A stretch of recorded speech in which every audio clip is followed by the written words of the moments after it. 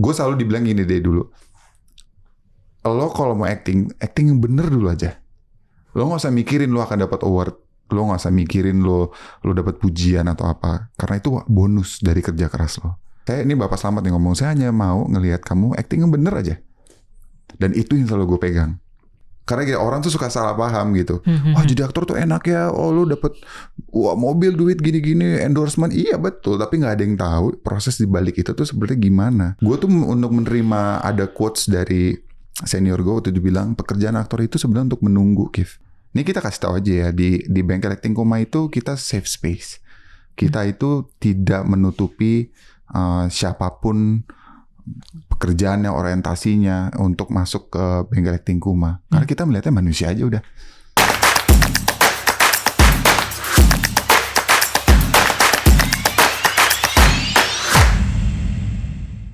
Guys, welcome back. This is Ganda speaking from Founder Talks by Samandana.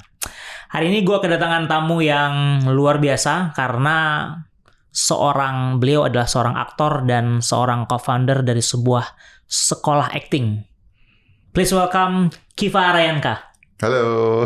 Thank you Pak sudah datang. Sama-sama, terima kasih sudah mengundang. Terima kasih. By the way, seorang aktor itu memang harus dituntut untuk memahami peran yang mendalam ya Pak? Oh iya, itu sebenarnya sudah salah satu kewajiban aktornya untuk mengetahui tuntutan itu sih. Kewajiban aktornya? Ya. Bagaimana caranya kemudian kita bisa mendalami sebuah karakter? Mau jawaban pendek atau panjang? First of all gini, untuk seorang pribadi aktornya sendiri, karakter orangnya gitu ya. Aku pribadi dan aku aktor gitu. Sebenarnya itu beda-beda. Jadi banyak teori di dunia ini yang bisa digunakan pendekatan karakternya gitu. Jadi kalau ditanya bagaimana pendekatan karakter itu, sebenarnya jalannya tuh banyak sekali, banyak banget. Jadinya kita nggak, terutama ini boleh gue kan ya? Iya boleh banget. Terutama gue gitu, gue kadang-kadang bisa jadi sangat method, sebutannya ya method gitu. Kadang-kadang juga by instinct. Oke. Kadang-kadang juga gue cuman 50-50, ngebiarin satunya method, satunya lagi insting gitu. Jadi emang dan gue pun juga selalu encourage teman-teman aktor gitu kalau ada yang bertanya, gue selalu bilang untuk kayak apa aja sih sebenarnya bisa lo gunain, gak hanya satu jalan gitu. Ya ibarat baju, dikasih baju desainnya gitu, belum tentu lo suka. Padahal ini baju yang paling bagus dan termahal di dunia misalkan gitu. Tapi gimana sih ceritanya lo bisa berakting, menjadi aktor, bahkan kemudian menjadi coach acting gitu? Kalau mau tarik balik tuh sebenarnya gue lahirnya di atas panggung, nggak literally ya. Iya. Gue boleh sebutin nama belakang lo sih nggak boleh ya? boleh. Iskak boleh. Cuman it's a legend lah, it's a legend name lah. Keluarga gue kan memang berasal dari perfilman gitu kan. Tapi sebenarnya gue lahirnya tuh di atas panggung. Maksudnya gue aktor panggung awalnya. Jadi waktu gue di umur 8 atau 9 tahun, gue tuh sahabatan dari TK sama anaknya Bapak Slamet Raharjo Jarot. Gitu kan, namanya Laras. Kita tetanggaan dulu di Bintaro. Nah, karena sering banget gue main ke rumahnya dia gitu, akhirnya jadi semacam kayak keluarga lah gitu bagi mereka. Terus kita suruh panggung, ternyata ulang tahun ibunya Bapak Slamet itu, ulang tahun akhirnya disuruh bikin teater, gitu, bikin pementasan, gitu kan ya, karena mereka juga keluarganya film kan, ada Eros Jarot dan sebagainya gitu. Akhirnya kita suruh manggung, and that's the first time gue ngerasa kayak, kok gue suka ya, gitu. Judulnya waktu itu Under the Sea, tentang membajakan laut gitu. Oh masih inget lo ya? Masih, karena itu 15 tahun lalu ya? Oh iya, itu enggak 2 tahun yang lalu. 2 tahun yang lalu, maaf gue kelamaan. Terus. Makanya itu bener-bener ketahunya panjang. Waduh, itu bener-bener nempel banget di memori gue, karena gue ngerasain pertama kali tuh kayak kayak begini rasanya. Gue waktu itu masih memahaminya pura-pura gitu kan, pura-pura jadi bajak laut dan sebagainya. Akhirnya keterusan tuh sampai ke SMP, sampai ke SMA, ke kuliah gitu. Kuliah tuh lebih serius waktu itu, lebih ikut ke klubnya. Terus ya udah lama-lama di 2011 baru tuh gue ke film.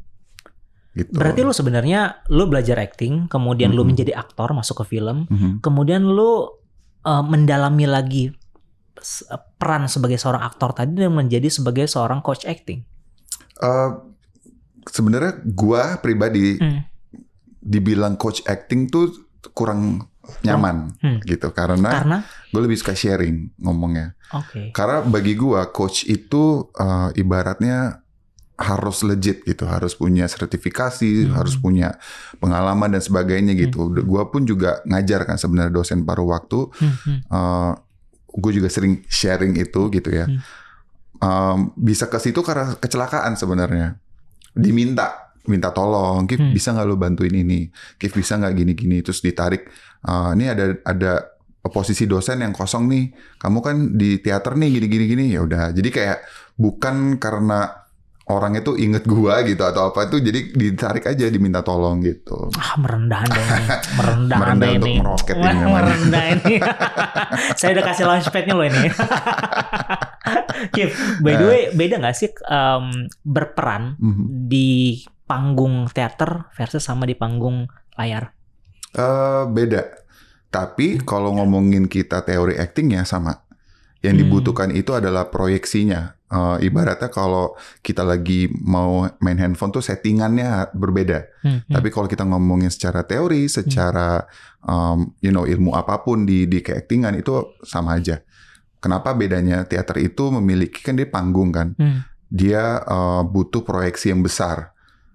Ya misalkan kalau misalnya lo nunjuk itu nggak bisa cuma gini doang gitu. Lo harus nunjuk begini supaya orang di belakang kelihatan kita sedang menunjuk gitu kan. Jadi semua pergerakannya itu harus jelas kalau di teater. Itu salah satunya ya.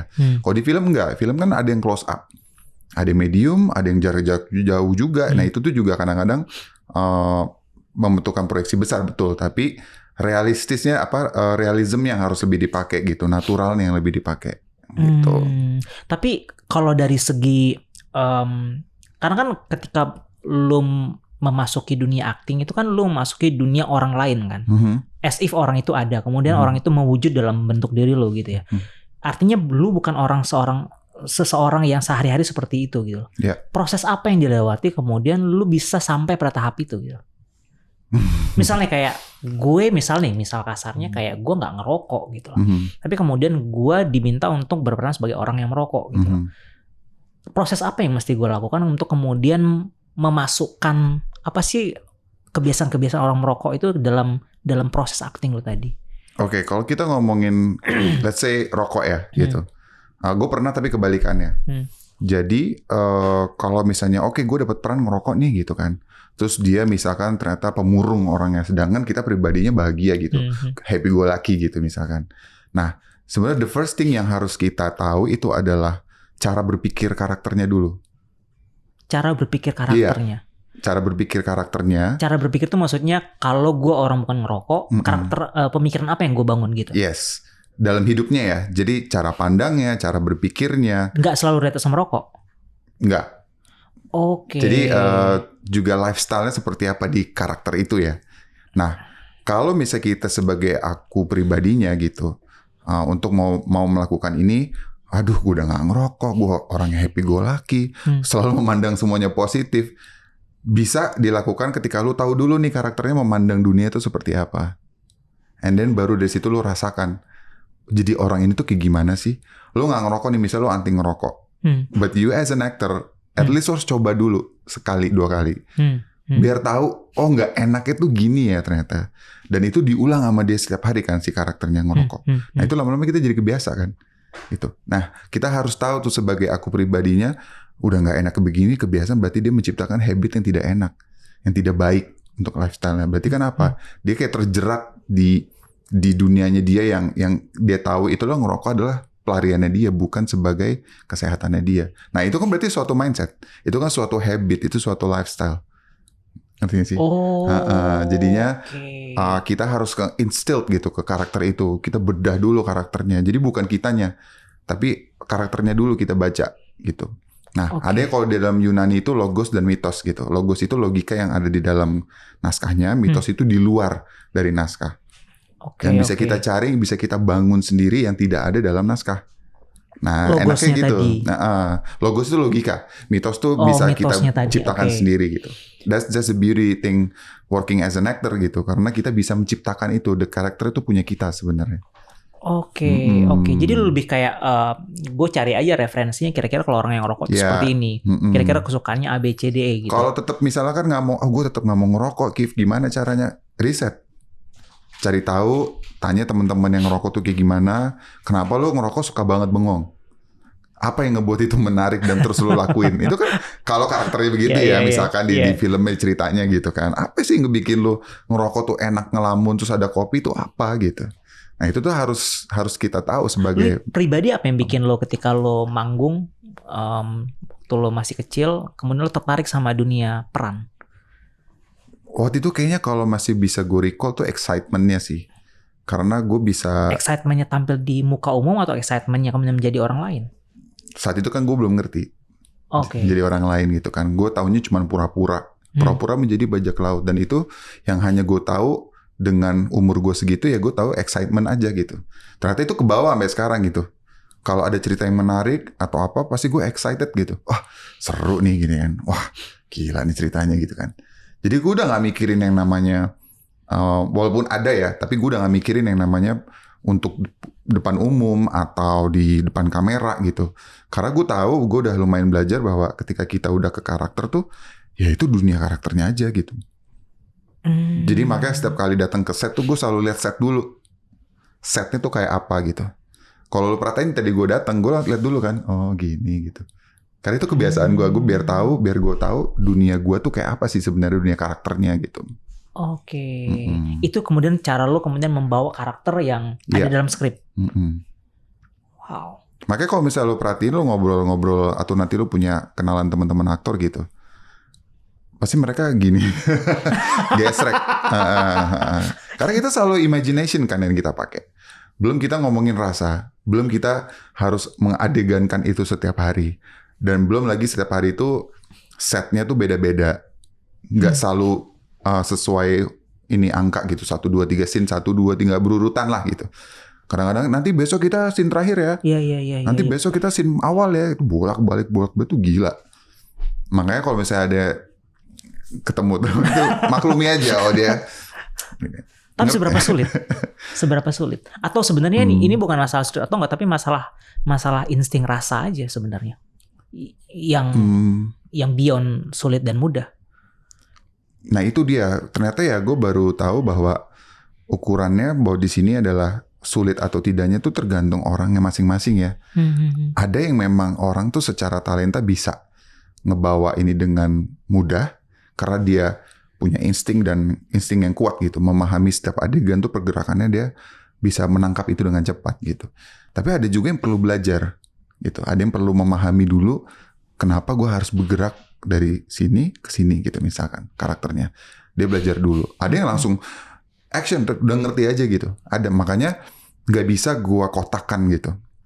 Kalau ada yang bertanya ya, gue nggak bisa kotakan itu sulitnya gimana dan mudahnya bagaimana. Itu setiap orang tuh punya standarnya masing-masing. Dengan lu belajar seni peran tadi, otomatis kan setiap pergerakan, setiap mimik muka, setiap apa yang lu katakan tadi, bagaimana penekanannya itu kan semuanya menjadi sadar kan buat lu. Iya. Menjadi, gue tahu nih harus dibawa ke sini gitu loh. Karena gue tahu gue lagi berperan sebagai A gitu ya. Dalam kehidupan sehari-hari, apakah kemudian membuat lu jadi lebih memahami karakter lu atau karakter orang lain mungkin misalnya? Iya, kalau kita tarik balik sebentar ya tadi omongan lo bahwa ketika melakukan karakter di depan kamera atau di atas panggung sadar betul, iya. Sadar secara consciousness, tapi bukan sadar secara bahasa tubuh. Ngerti nggak? Jadi kita tuh nggak buat kayak selamat siang, gitu-gitu nggak. Itu kan sadar tuh gue nggak. Jadi sebenarnya yang ngebuat kita ngedrive karakter itu bisa natural itu karena cara berpikir karakternya. Oke. Jadi kalau dia lagi marah, lu pasti nggak mungkin dong. Lu ya walaupun banyak orang yang marah tuh diem ya, tapi nggak mungkin lu cuman tapi marah-marah gitu, tapi mukanya flat begini, nggak mungkin, gitu kan? Itu kan keluar dengan sendirinya sebenarnya. Nah itu kesalahan kadang-kadang aktor-aktor pemula gitu, aktor-aktor baru tuh suka ngerasa, oh nanti aku pengen intonasinya begini. Nggak Believe gitu me, harusnya. nggak, no, it's very wrong. Jadi berangkat itu lebih ke pemahaman dulu, karakternya seperti apa. Nah, abis itu baru kita ngomong ini. In order kita untuk achieve itu natural dalam depan kamera, kita harus tahu betul dulu kita seperti apa. Tapi kan pemahaman itu nggak, ini gue awam nih Pak ya. Awam nih Pak ya. Tapi kan pemahaman itu nggak mungkin akan tercapai kalau misalnya lo tidak tahu karakter A itu kecenderungannya seperti apa. Kayak lo bilang tadi, misalnya marah nggak selalu harus teriak-teriak gitu loh. Yeah. Ada karakter orang yang marahnya memang nggak teriak-teriak atau diam gitu, dengan diamnya dia marahan. Tapi kalau orang nggak tahu bahwa ada loh orang yang marah tanpa harus berteriak-teriak, gimana cara kemudian mengeksplorasi hal tadi?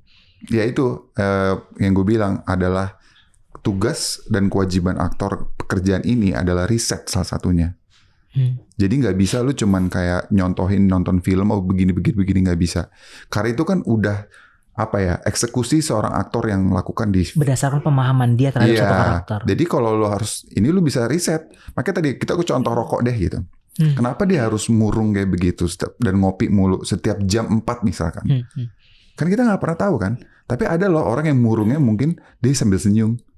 Karena ternyata di dalam pikirannya dia udah mulai gila. Who knows? Sih, maksud gue itu riset. Nah ini yang jarang dilakukan sama teman-teman baru. Gitu. Riset itu sangat penting ketika kita mau menjadi aktor atau pendalaman karakter.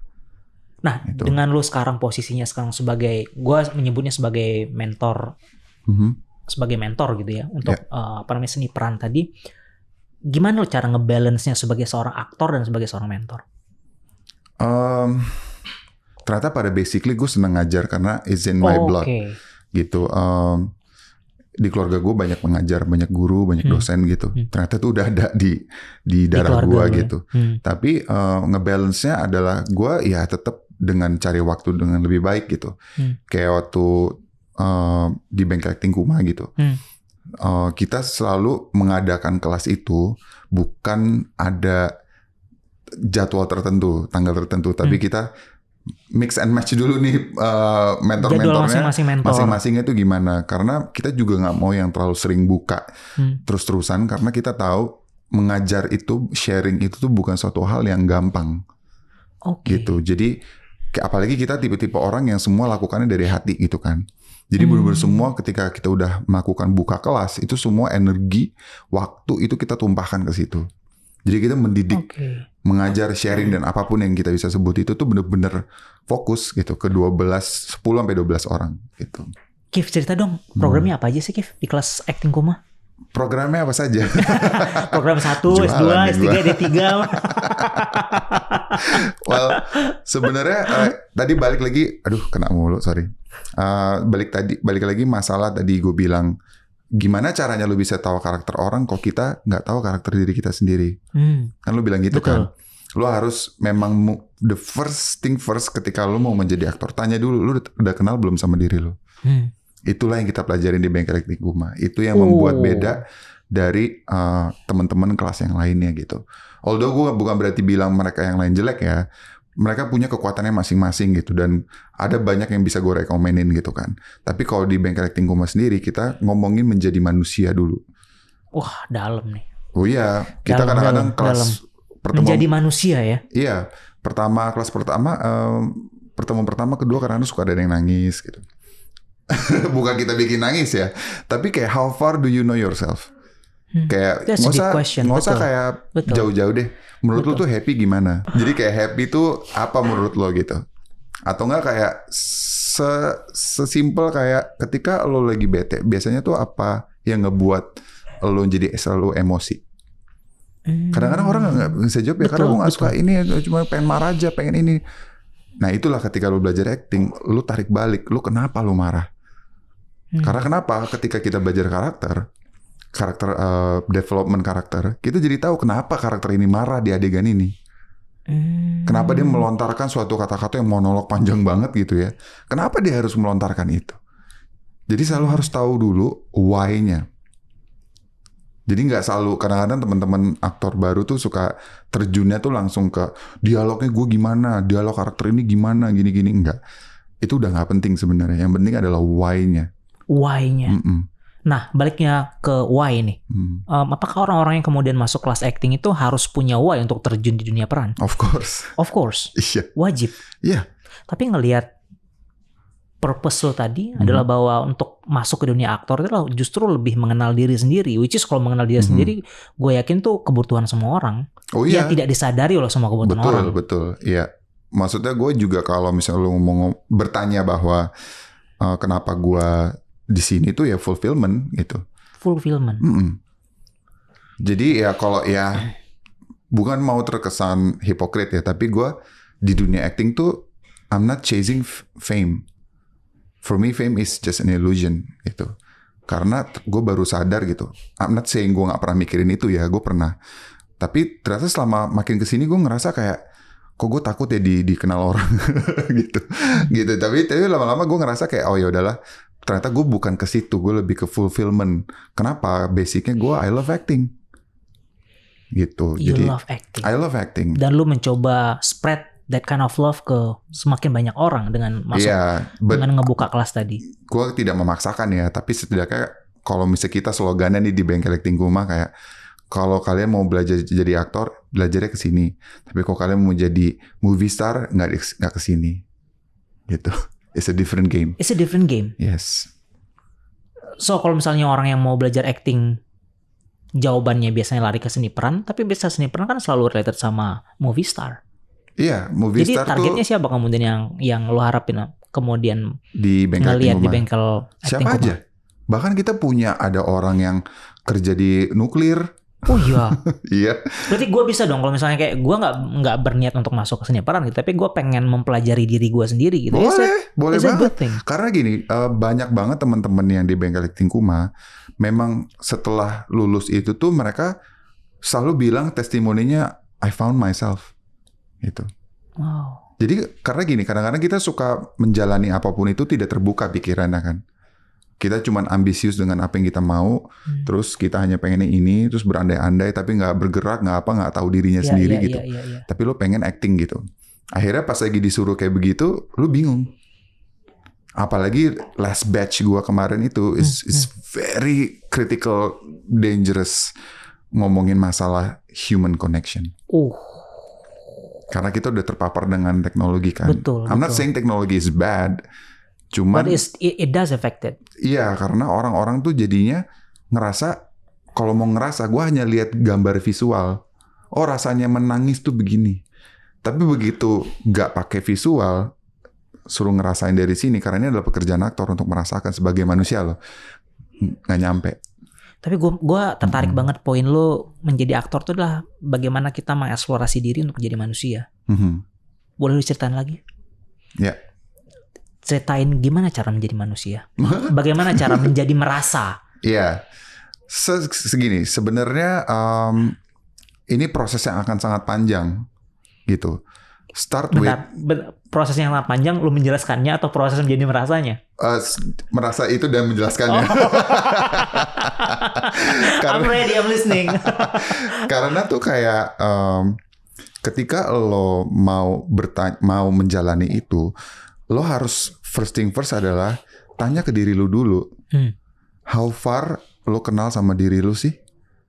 Seberapa kenal lo sama diri lo? Misalkan, nggak usah jauh-jauh ngerasain atau apa deh gitu. Tanya dulu deh, lo bisa nggak yakin dengan apa yang lo mau lakuin di depan mata lo? Karena kadang-kadang kita nggak tahu kok kita orangnya ternyata sepede itu. Atau nggak kadang-kadang kita nggak tahu orangnya ternyata kita pesimis gitu.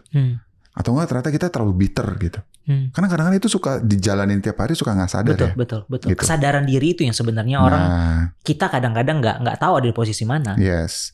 Nah, banyak banget yang harus dilalui gitu. Atau nggak contoh deh, ketika ada orang minta-minta gitu, terus jatuh ketabrak motor di samping lu persis.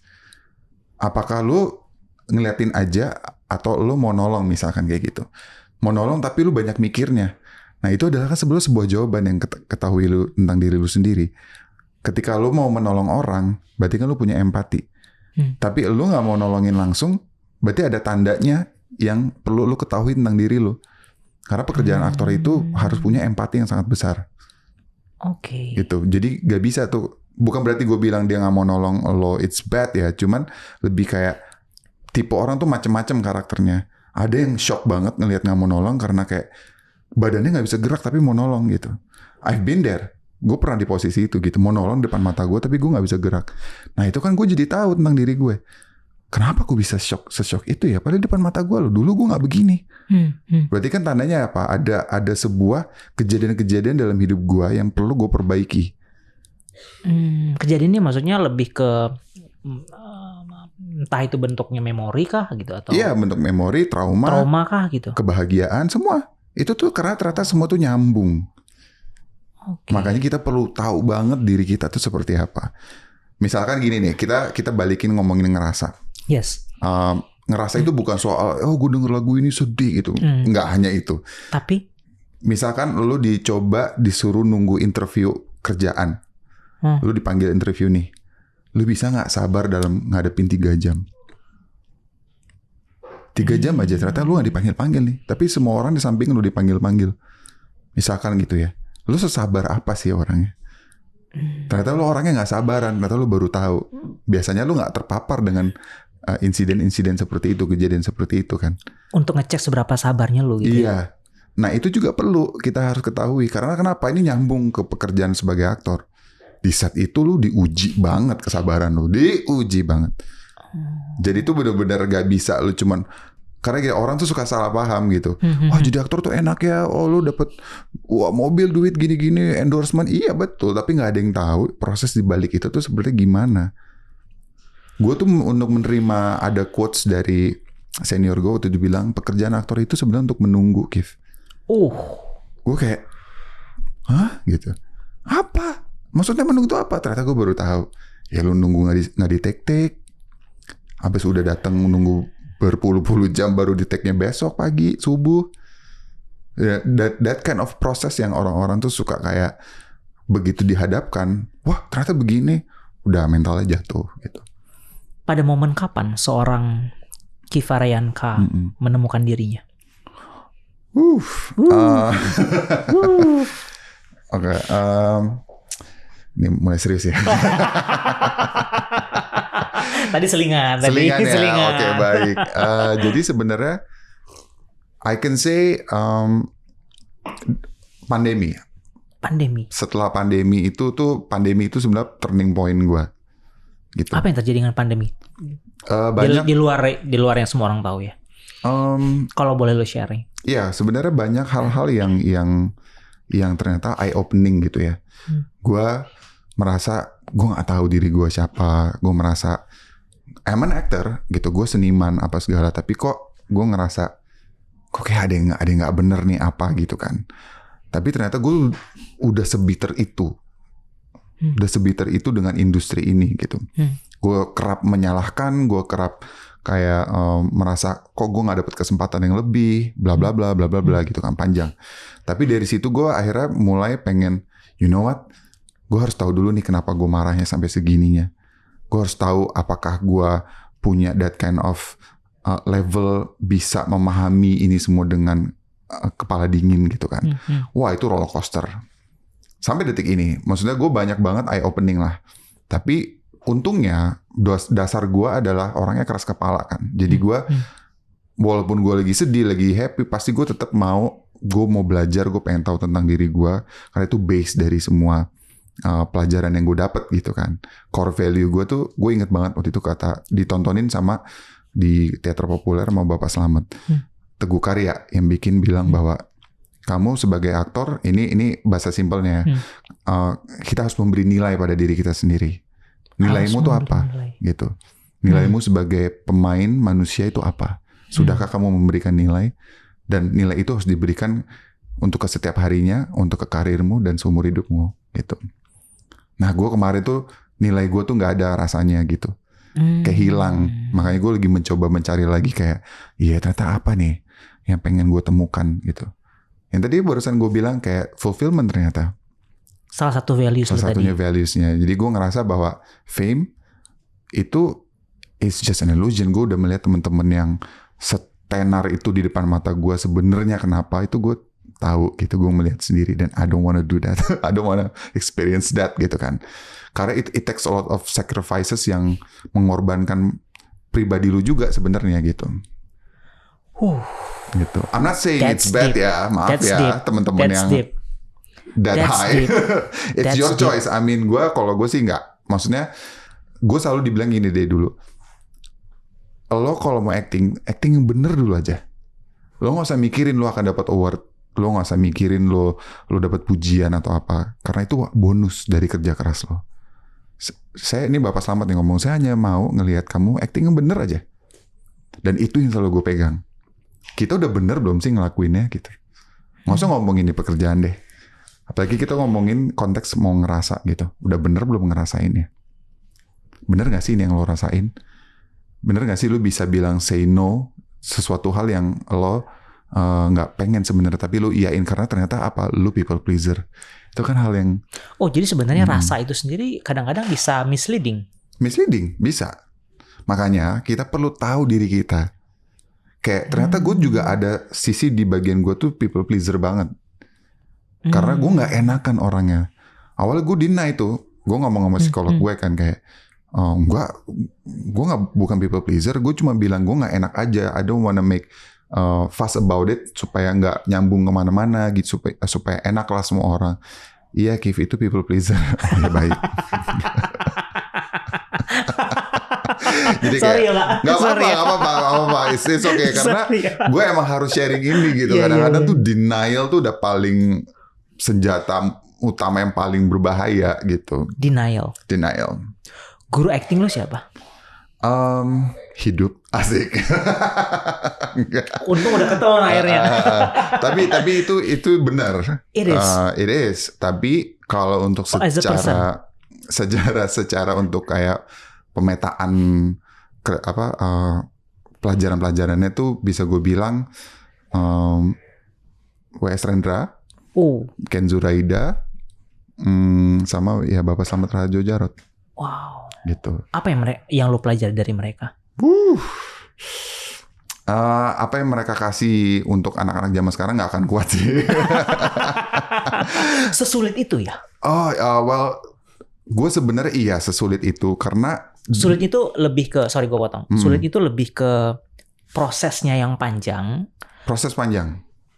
Dan memang mental lu tuh dibuat sebajak mungkin karena mereka tahu industri ini walaupun di zaman mereka nggak separah sekarang ya, tapi mental itu udah modal utama, mental kuat di industri ini, dan gue bisa bilang itu.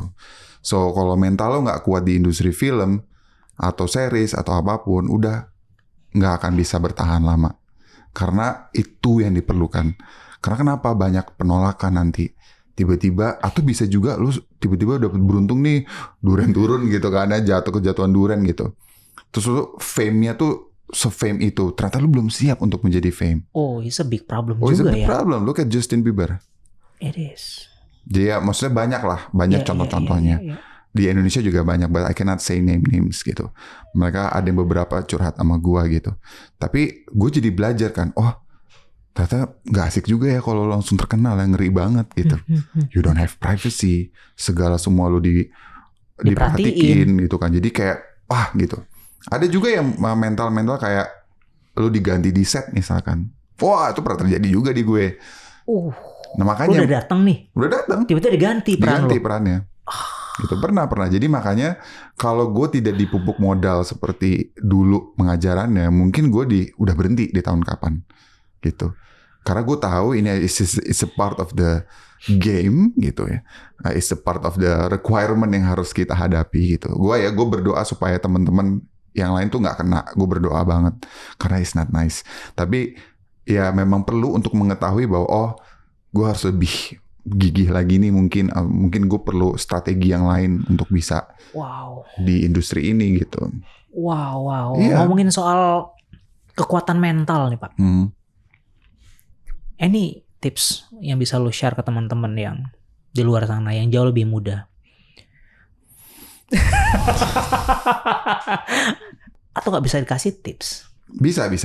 Tapi saking banyaknya gue jadi bingung sebenarnya karena gue menghadapi anak-anak generasi Z gitu ya.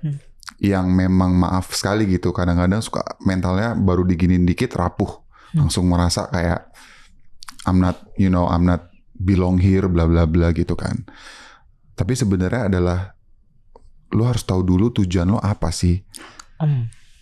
Jadi how far lo mau pergi ke tujuan lo. How far lo bisa ngeluarin energi lo untuk kesana. Kalau tujuan lo nggak jelas, misalkan nih, gue cuma pengen uang atau gue cuma pengen fame, itu kan sebenarnya generik kan.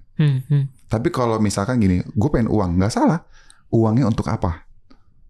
Gue pengen uang karena gue pengen beli rumah 4 lantai misalkan gitu. Itu kan jadi lebih tertuju. Nah, masalahnya anak-anak sekarang tuh nggak gitu. Nggak ada yang bisa ngomong kayak begitu. Nggak ada yang bisa ngejelasin. Makanya gue bingung kadang-kadang. So what do you want? Ya aku cuma pengen acting. Ya aku pun juga suka acting. Tapi aku acting untuk kecintaan aku sebagai acting. Aku pengen punya mimpi bahwa aku bisa memerankan peran-peran ini. Jelas, detail. Mereka nggak bisa jawab. Kayak ditanya nih gitu. Kita belajar deh. Nggak usah anak-anak Gen Z. Kita aja gitu. Lo gitu misalkan. Film ini keren ya. Film ini gimana menurut lo?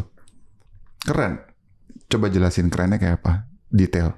Kadang-kadang nggak semua orang bisa jawab itu. Apa ya kerennya? Gitu. Bukan masalah karena mereka tidak memiliki intelligence yang baik gitu. Karena kita sudah terpapar doom scrolling yang brain rot. Gitu. Nggak bisa jelasin akhirnya karena semua udah dijelasin dalam 15 detik. Iya. Cepet lagi bergantinya. Jadi kita susah untuk menjelaskan. Gitu.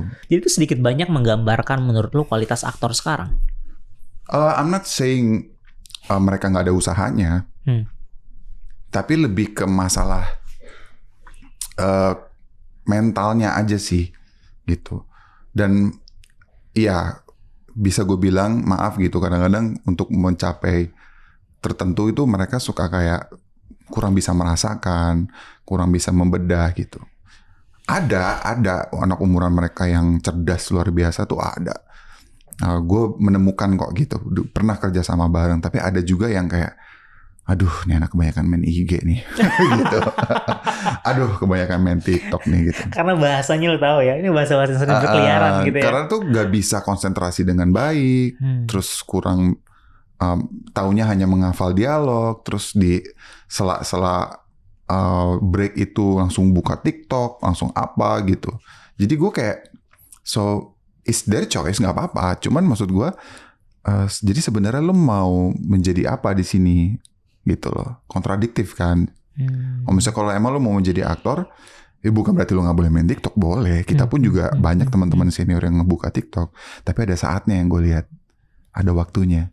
Di mana momen lo harus bisa menjaga keseimbangan emosi lo untuk next shotnya karena masih di scene yang sama, dan di mana ketika lo ganti set atau ganti scene beda gitu. Makanya gue bilang susah karena apalagi anak-anak sekarang konsentrasinya sulit kan, fokusnya gitu. Gue pun juga I'm not saying gue keren, gue apa enggak. Gue pun udah mengalami itu. Makanya kemarin gue sempat memutuskan hampir 2 bulan lah gue off dari IG. Off sosial media gue hapus, iya. TikTok gue hapus, apa segala gue hapus. Karena gue ngerasa gak ada untungnya buat gue gitu. Gue ngerasa kayak, kok gue kayak lost touch ya. Gitu. Gue ngerasa disconnect gitu. Gue gak bisa ngerasain slow living itu gue gak bisa. Karena gue tiba-tiba nih bisa lagi ngobrol nih sama lo misalkan. Out of the blue gue bisa ngangkat tiba-tiba otomatis gue buka IG. Tanpa gue sadarin. Dan it scares me. Kita gak hanya ngomongin masalah menjadi aktor ya. Menjadi manusia. Begitu juga langsung, wah man gak bisa sih gue begini. Dan ternyata untuk melepas itu tuh sulitnya setengah mati. Sulit banget. Itu 2 bulan tuh gimana ceritanya? Ya bahagia. Gue jadi pengen ikutin Marissa Anita sebenarnya jadinya. Jejak dia gitu. Cuma kan ya bedanya mungkin beliau sudah terkenal ya. Jadi aman. Kadang-kadang ya gue suka. Tapi gini, akhir-akhir ini gue ngerasa, you know what, gue punya Tuhan gitu kan. Rezeki gak kemana lah kalau gue gak terlalu harus aktif di IG. Kayaknya rezeki gak hanya dari itu kok gitu. Karena gue ternyata makin kesini gitu, merasa kesehatan mental gue tuh lebih penting daripada gue mikirin game yang harus dilalui di industri ini gitu. Menarik nih ngomongin kesehatan mental. Ya. Apalagi relate sama aktor. Yang aktor kan sebenarnya fuelnya ada di mata orang, ada di persepsi orang gitu loh. Ya. Which is meletakkan siapa diri lu, bagaimana diri lu di mata orang tuh sangat-sangat berbahaya buat kesehatan mental. Gimana lo ngeliat korelasi belajar acting dengan kesehatan mental tadi? Beda-beda sih. Again, bukan berarti gue tidak bisa ngasih jawaban ya. Gue tidak bisa berbicara standar orang yang dimiliki masing-masing gitu. Karena mereka punya ruang prosesnya masing-masing. Tapi kalau lo nanya gue pribadi, kolerasinya kesehatan mental dan belajar acting tuh banyak banget gitu. Ketika lo membedah sebuah karakter, lu jadi ngebedah yang beneran ya, yang beneran ngebedah dengan teorinya gitu. Tuh kan lu menemukan kayak pertanyaan-pertanyaan, who am I? Apa yang dia lakukan ketika dapat halangan tertentu atau apa itu. Jadi lu secara nggak sadar, kalau gue ya, kayak iya ya, kalau gue apa ya? Kalau seorang Kiva tuh apa? Sebenarnya what do I want? How do I get there? Kenapa orang ini di situasi ini ngomongnya seperti ini? Sama kayak kenapa gue di podcast ini ngomongnya seperti ini? Gue mau potret apa sih ke orang-orang? Gitu. Karena pada dasarnya setiap hari itu kita acting. Setiap hari kita acting? Iya. Sekarang lo ngomong kayak gini, emang ini diri lo? Iya. Masa? Kan gini, iya itu tetap diri lo. Tapi kan ada beberapa hal nggak mungkin lo kayak ngomong kasar gitu, atau apa yang biasa gini. Gue juga ada temen gue di sini di tim lo gitu kan. Nggak mungkin dong ngomong kasar gitu kan. Jadi itu emang ada norma-norma tertentu yang ngebikin kita akhirnya harus acting. Dan ini teman-teman yang kurang sadari gitu. Misalkan lo di rumah pasti akan berbeda ketika lo ngobrol dengan orang yang lebih dewasa, senior yang lo hormatin gitu kan. Nggak mungkin, bro, nggak mungkin gitu kan.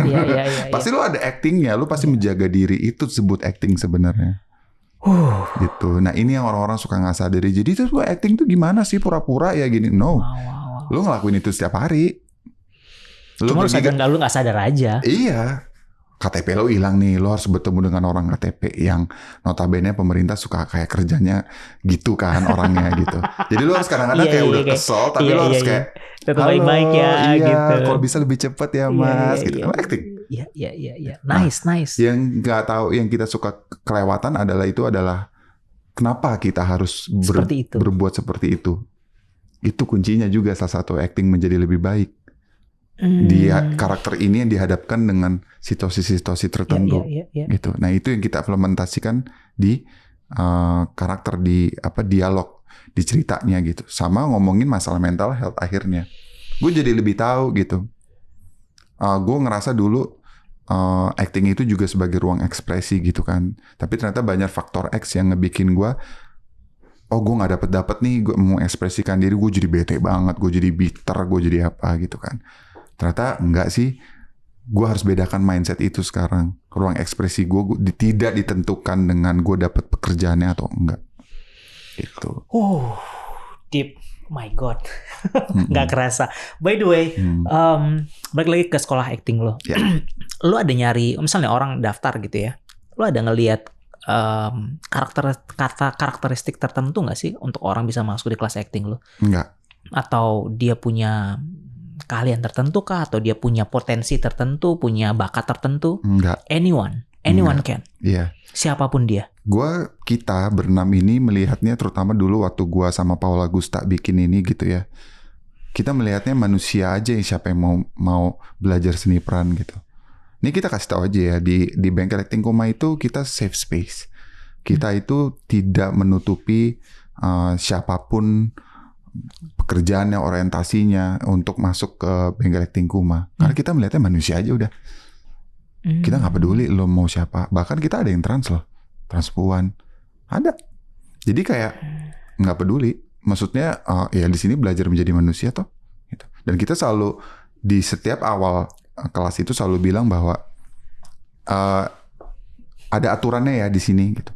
Tidak sara, tidak menjudge, tidak berperilaku buruk karena kita di sini semuanya sama gitu. Tidak berperilaku buruk ya. Iyalah. Sorry gue ketawa. Kayak ini ya, jangan lupa rajin menabung, pintar tarian daerah gitu. By the way Pak, ketika kita mengenali diri sendiri itu gue tertarik sama poin lo tadi bahwa apakah yang lo lakukan sekarang gitu, kayak cara lo ngomong, apakah memang the real of you gitu. Lo tadi ngomong gitu kan. Karena pada akhirnya kita tuh masing-masing berakting, cuman kita aja nggak sadar gitu loh. Pertanyaannya ketika lo kemudian belajar acting itu sendiri, tujuannya terlepas dari seni peran tadi ya, tujuannya adalah apakah kemudian lo merefine siapa karakter lo dalam arti lo membangun persona lo sendiri, atau ada yang lain Pak? Jujur gue kalau kita ngomongin tadi arahnya ke persona, udah nggak penting buat gue, karena yang lebih penting gue adalah sekarang gimana nge-sharing ilmunya. Supaya orang lebih tahu. Ya gue memang, gue akuin nih, gue di podcast so gue akan ngaku, gue ngefilter dikit nih gerak-gerik gue, tapi it's still me. Yang kenapa gue harus memfilter ini semua, karena tujuan gue untuk bisa orang-orang bisa belajar, bisa ngerti bahwa ternyata acting tuh begini, sekolah acting tuh begini, lo harus ngadepin apa prosesnya tuh begini, gitu. Penting, karena kan nggak semua, menurut gue, karena gue juga pengajar ya, gue juga ada paruh waktu dosen, gue lagi S2 juga gitu. Ada somehow ngebentuk gue untuk lebih berbicara layaknya akademi ya gitu. Layaknya. Aslinya mah gue bodor gitu kan. Tapi ya orang-orang yang nonton ini kan nggak semuanya. Betul. Gue pengen gue pengen generalisasi aja supaya pemahamannya dapat semua gitu. Belajar acting tuh relate gak sih sama personal branding? Relate. Karena kita jadi ngerti kan pembentukan karakter seperti apa. Tapi kalau gue tidak mengarah personal branding, tapi itu bisa. Lu bisa jadi, ya part of it. Lu bisa jadi public speaker, lu bisa jadi MC, lu bisa apapun. Lu bisa ngadepin mertua lu deh. Sangat penting itu. Sangat penting. Oke, kalau kita ngomongin karakter nih Pak. Menurut lo apakah belajar acting itu kemudian jadi salah satu cara untuk lo menguatkan karakter lo, atau kayak lo bilang tadi lebih ke memfilter? Menguatkan karakter sih ya. Menguatkan karakter. Tapi tergantung orangnya ya. Kalau ini berguna atau dia menyadari, bukan berguna, menyadari atau tidak bahwa belajar acting itu ternyata menemukan dirinya. Gue selalu bilangnya gitu, menemukan diri lo atau tidak. Dari situ ketika lo menemukan, akhirnya lo membangun diri lo kan. Membangun karakter Kiva atau karakter lo gitu. Karena kalau gue sih ngaruh gitu. Karena gue jadi lebih mengerti gue lebih jauh. Tapi gue juga jadi bisa lihat karakternya lebih mendalam. Belajar karakternya, maksudnya si karakter ceritanya ya gitu. Itu lebih tajam, lebih dalam. Karena ternyata tuh gak hanya mengenai 5W1H. Tapi mitos yang tadi gue bilang yang di luar dari skrip itu bisa gue bangun dengan segitunya. The power of imagination. Karena kenapa? Gue tahu diri gue ternyata bisa ngayal nih. Gue bisa berimajinasi dengan tinggi nih, gitu. So far dari semua peran yang pernah lo jalanin, yang pernah lo mainin, karakter siapa yang paling berkesan? Atau lo ngelihatnya ini karakter yang paling dapet nih, yang pernah gue bangun? Gak adil ya rasanya kalau gue bilang semuanya gak punya kesan, tapi ada kesannya, semua ada. Tapi yang paling menantang dan yang lumayan take a mile of me gitu, take a toll of me gitu tuh sebenarnya Preman. Gitu. Preman. Iya, itu karena tantangannya sangat luar biasa. Gue setuju soalnya dengan guru-guru gue bilang bahwa acting tanpa dialog itu adalah acting yang tersusah. Sepanjang film Preman itu gue tidak ada dialog. Jadi gue seorang tuli, penyandang tuli gitu. Yang dimana sebenarnya gue bisa ngomong, tapi gue memilih tidak dengan luka trauma gue yang sangat besar gitu. Jadi kayak risetnya gimana loh? Aduh.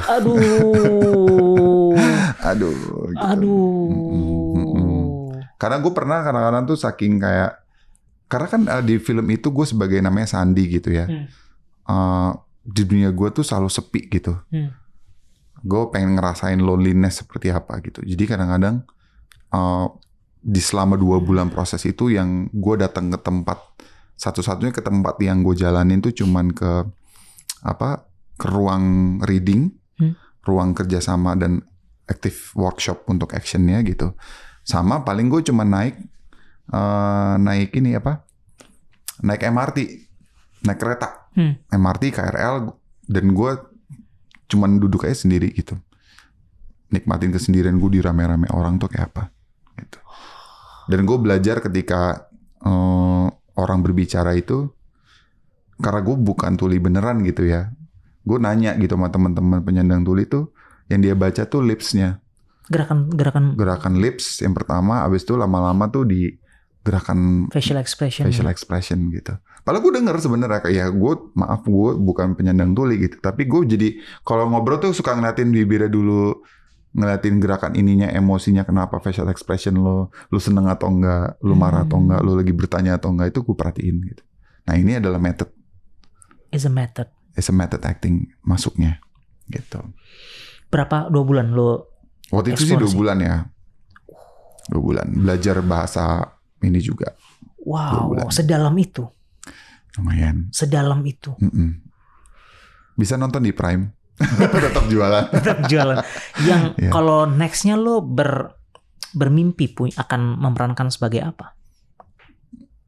Gue pengen banget nih meranin ini nih. It's a very challenging buat gue. Gue pengen meranin yang sebenarnya nggak ada hubungan dengan punya anak ya. Gue selalu dapat yang punya anak dan jahat gitu. Bosen gue. Cuman kayak gue sebenarnya pengen meranin sesuatu yang sederhana sih. Gue lagi tertarik juga sama film-film yang ngomongin manusia gitu. Lu tahu pernah nonton Nomadland nggak? Nomadland. Terus misalkan kita ngomong Her deh. Oh ya Her gitu.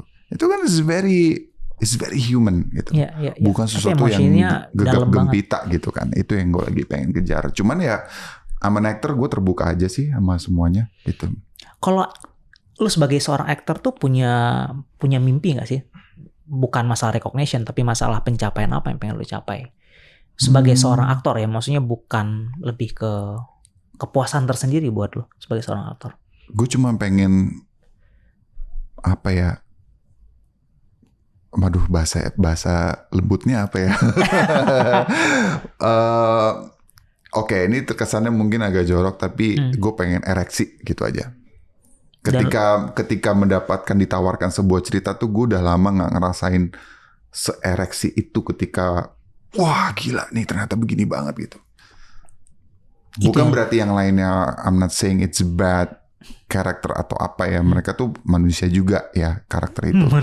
Tapi gue lebih kayak pengen wah gila nih, gue pengen gue kejar banget gitu. I miss that. Itu yang gue pengenin. I'm not saying gue pengen award atau apa, enggak. Tapi lebih ke kualitas berarti ya. Kualitas dari sebuah skrip yang dikasih ke lo. Itu yang bikin lo, yang lo cari sekarang. Oke, balik lagi ke bengkel acting lo tadi, kelas acting lo tadi. Bengkel acting Kuma. Kapan buka lagi? Itu adalah salah satu metode. Gue pengen ikut soalnya. Iya, salah satu metode kita adalah kita memang tidak menentu, karena bagi kita juga kalau kebanyakan tuh juga nggak baik ya, karena kita sadar betul untuk ngomongin masalah kapasitas kita sebagai mentor gitu. Plus juga masalah jadwal. Alhamdulillah memang berhubungan dengan mentor-mentor yang lumayan sibuk. Siapa aja sekarang mentornya, Pak? Kita ada 6. Ada 6. Siapa Paulo aja Gusta, tuh? gue, Kiki Narendra, Mian Tiara, Artasha Sudirman, dan Gigi. Gitu. Brigita Cynthia. Gitu. Ini kita 6-6-nya orang-orang yang sangat dedikasi tinggi, kok bisa kita bilang gitu. Jadi semuanya tuh dari hati. Sekalinya kita kelas tuh memang capeknya luar biasa, karena kita semuanya tuh curahkan ke situ gitu energi kita. Makanya nggak yang setiap bulan ada gitu. Kayaknya die kita. Karena it's not easy menghadapi manusia. It's not easy. It's not easy at all. Wow, jadi kita menganggap itu sebuah apa ya? Perlu pemikiran dengan baik. Karena kalian pakai rasa tadi. Iya. Itu yang bikin jadi sulit. Karena kan gini, 12 orang itu juga udah kebanyakan bagi kita. Oh, jadi satu kelas itu 12 orang. 12 orang. Gue perlu tahu lo kelemahan dan kekuatan lo tuh di mana. Lo karakternya gimana orangnya. Jadi itu kita harus jeli melihat itu. Gitu. Jadi nggak bisa yang kayak ya udah nih gue kasih pelajaran ini harus selalu bisa atau enggak gitu. Enggak gitu. Oh, dalam kita ya. hanya membimbing. Berapa lama sih periodenya? Membimbing doang lo gini-gini doang. Enggak. Kita benar-benar lihat dulu nih. Lo orangnya kayak apa sih? Ganda tuh kayak apa ya? Gue perhatiin dari jauh. Kita semua perhatiin dari jauh. Oh dia tuh jadi setelah kadang-kadang kelas tuh kita suka diskusi sama sesama mentor. Oh ini tuh dia kurangnya di sini nih, dia kurangin di sini gitu. Dan November, Desember terakhir itu is the biggest challenge for us all. Kenapa tuh kalau boleh cerita? Itu yang tadi gue bilang. Maaf ya teman-teman yang nonton gitu. Maksudnya kekurangannya lebih banyak daripada kekuatannya. Bukan karena mereka bodoh, tidak. Tapi mereka disconnect sama rasa dan dengan dirinya mereka. Gue kasih musik nih, gue kasih lagu, nggak bisa gerak. It's all in their heads. Mereka nggak ngerti tubuhnya, nggak bisa nyatu dengan cepet. Padahal kita cuman simple, kita pasang lagu, coba ekspresikan dengan gerak. Nggak ada yang jalan. Karena mereka terbiasa begini. Oh menari itu begini, tapi coba tutup lah eksekusi, nggak bisa. Ngomongnya masalah gerak pakai tubuh ya, belum ngomongin pakai rasa. Dalam. Berapa lama sih Pak proses ininya? Programnya? Kita sekarang udah jadi bertambah 10 kali pertemuan. 10 kali pertemuan. Jadi 1 bulan setengah lah kira-kira. 1 bulan setengah ya. Wow. Dan itu jadi dari proses pengenalan acting ya, sampai mungkin yang pengenalan diri dulu. Pengenalan diri dulu. Kita nggak pernah ngomongin acting tuh begini, nggak. Itu di teorinya, itu udah pertemuan ketiga paling. Kita bedah dulu lo siapa. Seberapa lo bisa berkekuatan imajinasi, seberapa lo bisa merasakan, seberapa jauh lo kenal dengan diri lo. Tapi ternyata itu adalah teori actingnya. Spill dikit dong, Pak. Itu tadi gue barusan bilang. Apa yang harus dilakukan? Apa yang harus dilakukan untuk mengenali diri sendiri tadi? Itu kayak pertanyaan-pertanyaan apa yang kemudian lo, atau proses apa yang lo lewatin untuk mengenal diri lo sendiri? Satu mungkin secara kita lagi ngobrol gitu ya. Lu siapa sih? Gak ada yang bisa jawab kadang-kadang. Kamu tuh siapa? Misalkan Ganda tuh siapa? Kadang-kadang tuh kayak mikirnya lama. Ya karena gak pernah ditanyakan itu ke diri kita. Oke, seorang pekerja ini. Tapi sebenarnya who are you? Itu gak bisa dijawab. Gitu. Terus kedua, tadi barusan gue ceritain masalah lo ada musik di hadapan dengan orang, dihadapkan dengan kita, mentor-mentor, bisa bergerak nggak lo? Gitu. Berarti kan apa yang bisa kita temukan? Kepercayaan diri lo kurang mungkin, atau lo overthinking, atau lo nggak suka dengan lagunya karena lo tidak terpapar dengan lagu-lagu yang beragam. Yang beragam. Karena sebagai aktor, you have to know everything, a little bit about everything. A little bit about everything. Yes. Ya? Wow, very nice. Bukan very semuanya nice. Lo harus tahu but a little bit about everything gitu. Supaya lo tahu aja karena karakter itu kan beragam gitu. Itu terus pemahaman bahwa gimana lo bisa berempati atau lo memandang ini tuh bagaimana, memandang itu bagaimana gitu. Menarik.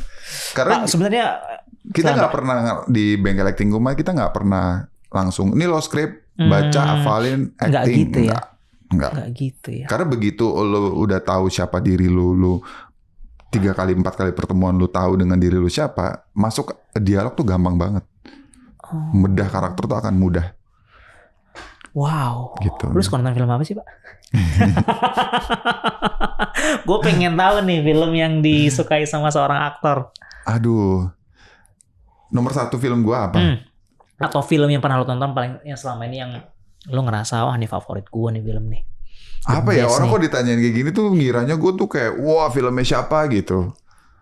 Karena kecintaan gue dengan film ya, bukan acting ya, tapi keseluruhan film. Kenapa gue jadi akhirnya jatuh cinta dengan film Jurassic Park. Jurassic Park yang tahun 92? Yang dulu, 93. Yang awal? 93? Oh ya. Pada dasarnya gue suka dinosaurus gitu kan. Terus pas gue nonton film itu di bioskop kayak it came alive kan gitu. Wah gitu kan, dinosaurus hidup bla bla bla bla. Tapi ternyata dari situ gue berangkat lihat Star Wars, lihat Jaws, ya Steven Spielberg lah kebanyakan gitu kan. Jadi gue ngerasa kayak kok film segini dahsyatnya ya. And then gue baru ngelihat acting itu sebenarnya dari Bapak Slamet dan nonton teater gitu. Baru tuh ke film gue menyadari acting tuh kayak bagaimana gitu. Wow. Gitu. Oh, usah jauh-jauh deh kalau kita ngomongin apa sih menurut lo film yang actingnya bagus, nonton aja Perfect Days. Kalau lo mampu nonton film itu bagus. Lo mengerti Days. Manusia namanya. Perfect Days. Perfect Days. Oke, jadi playlist gue buat nonton Perfect Days. Karena gue tuh nonton di Bangkok karena nggak ada diputar di sini kan. Aktor itu menang Cannes tahun 2023 atau 2024 gitu, gue lupa. Best Actor. Filmnya teman-teman gue semua nggak tidur. Gue doang yang happy banget nonton itu. Oh, yang lain pada tiduran semua. Tidur. Bukan tidur di bioskop. Karena film itu tuh ngeceritain redundant sebuah kegiatan manusia ini, satu orang ini gitu. Dan for me it's very amazing film. Karena aktornya bisa ngebawa film itu jadi kayak, kok gue nikmatin juga ya apa yang lo lakuin ya. And that's achievement. Itu yang tadi gue bilang, gue pengen kayak gitu. Wow. Ini different level, ini level dewa nih. Bukan level dewa dong. Bukan, belum. Pertanyaan terakhir nih Pak. Sebenarnya gue masih pengen ngobrol tentang masalah acting, tapi kayaknya durasi kita masih sangat terbatas nih Pak. Pertanyaan terakhir Pak. Kasih saran dong buat teman-teman di luar sana yang kemudian mereka berniat untuk masuk ke dunia acting. Oke. Sarannya adalah satu, tujuannya mau apa lu di dunia acting ini? Tujuan lo mau apa? As an actor lo mau ngejar apa? Itu dulu. Gak apa-apa lo kalau lo mau ngejar fame, lo mau ngejar duit, lo mau ngejar jadi a great actor gitu. Gak apa-apa banget. Tapi jelas, detail lo maunya apa dulu. Karena every dream comes with its prices gitu. Every dream selalu ada price-nya. Comes with prices gitu. Jadi gak bisa lo naif bahwa fame begini, keren ya. Wah, gue pengen dikenal orang gini-gini. No, proses lo menuju ke sana, it's not nice. It's not nice. Jadi kayak kadang-kadang orang tuh kayak, kenapa sih lo suka nggak positif? No, I'm just being realistic. Gitu aja. Kadang-kadang orang suka kayak, wah, gue pengen dapet duit banyak dari keaktoran. Tapi lo harus tahu prosesnya gimana dulu, bro. Gitu. Bro sih, terserah deh lo gimana gitu kan. Mau they them terserah gitu kan. Cuma maksud gue, lo harus realistis dulu. Punya mimpi boleh. Gue gak melarang itu. Tapi lo harus tahu dulu tujuan dan detailnya apa. Kenapa lo mau itu. Dan lo harus tahu, ya setiap mimpi itu punya price-nya. Wow. Yang lo harus hadapi. Wow. Gitu Kiva, aja. Thank you so much. Ya, thank you juga. Sama-sama sudah mengundang. Sukses dengan sekolah actingnya. Ya, terima kasih. Semoga mendapatkan. Doakan S2-nya ya. Oh lulus. Iya, kita lupa ngebahas tentang S2. Kiva lagi ngambil S2 di KJ. It's very interesting, tapi kita nggak sempat bahas lebih panjang di situ. Kiv, thank you so much. Thank you juga for having me. Teman-teman, hari ini gue belajar tentang acting yang somehow mungkin the essence of it adalah bagaimana menjadi seorang manusia pada akhirnya. Karena mungkin dengan kesibukan kita sehari-hari kita lupa menjadi seorang manusia yang sadar. Mudah-mudahan teman-teman belajar banyak hal seperti gue hari ini. Thank you teman-teman. This is Ganda speaking from Founder Talks by Samandana.